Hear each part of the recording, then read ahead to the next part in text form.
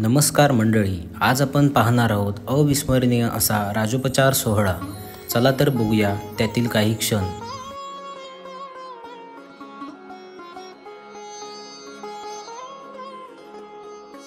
राजोपचार हा षोडोपचार म्हणून ओळखल्या जाणाऱ्या 16 पारंपरिक अर्पणांपैकी एक आहे। राजोपचार विशेषतः शाही किंवा विलासी वागणुकीशी संबंधित अर्पणांचा संदर्भ देते, जे देवतेला दिलेला अत्यंत सन्मान आणि श्रद्धेचे प्रतिबिंबित करते।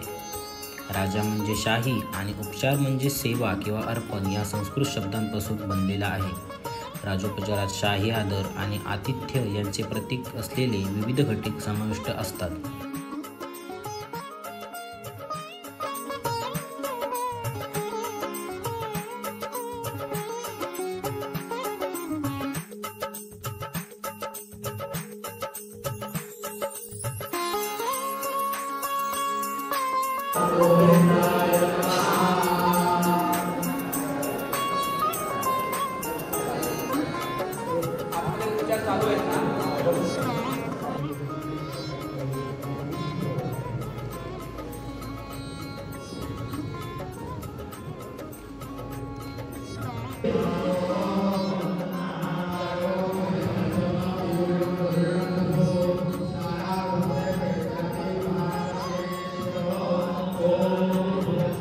नंतरची राजोपचाराची प्रक्रिया म्हणजे देवतेला वेगवेगळ्या शाही आसनांवर स्थानापन्न केले जाते।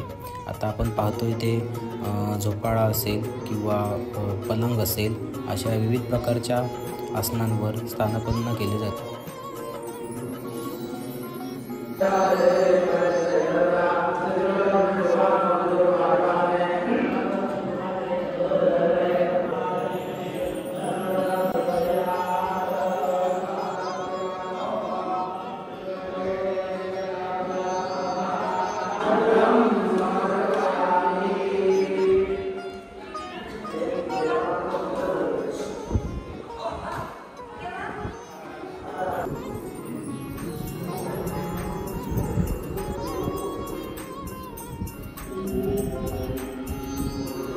देवतेला एका आरशाद्वारे स्वतःचे प्रतिबिंब दाखवले जाते।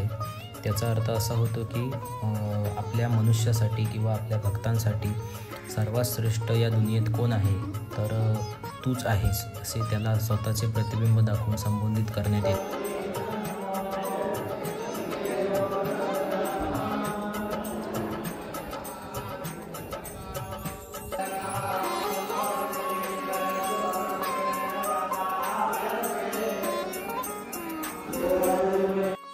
मगाशी सांगितल्याप्रमाणे राजोपचारात शाही आदर आणि आतिथ्य यांचे प्रतीक असलेले विविध घटक समाविष्ट आहेत। त्यापैकीच एक म्हणजे कलात्मक कौशल्य सादर करणे, म्हणजे देवतेचे गौरव करण्यासाठी भक्त गायन, नृत्य किंवा इतर प्रकारच्या कलांमध्ये आपले कौशल्य सादर करतात। या सादरीकरणांना दैवी उपस्थितीचा सन्मान आणि उत्सव साजरा करण्याचा एक मार्ग म्हणून पाहिले जाते।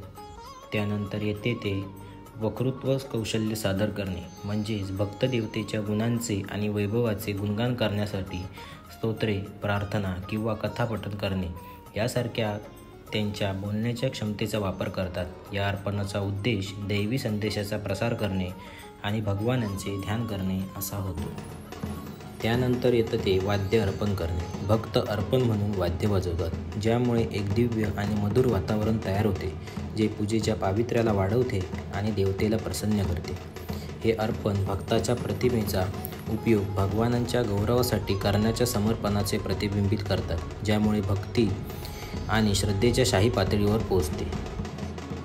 त्यानंतर देवतेला तिच्या पालखीमध्ये बसवून पूर्ण मिरवणूक केली जाते। थोडक्यात असलेल्या ठिकाणाशी प्रदक्षिणा केली जाते।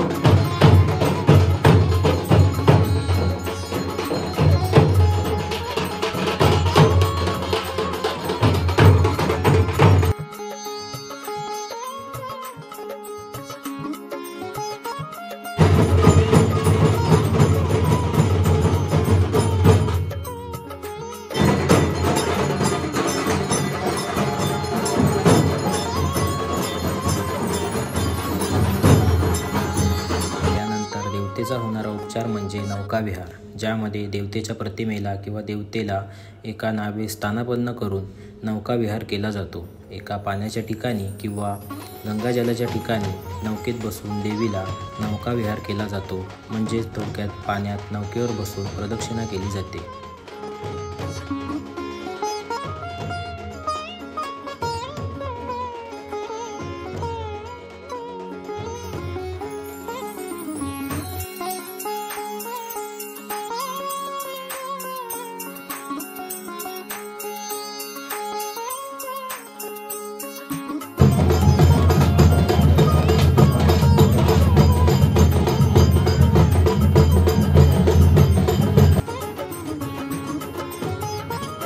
नंतर राजोपचारात समाविष्ट केलेले सर्व उपचार झाल्यावर देवतेची प्रार्थना करून तिला मूळ जागी स्थानापन्न केले जाते.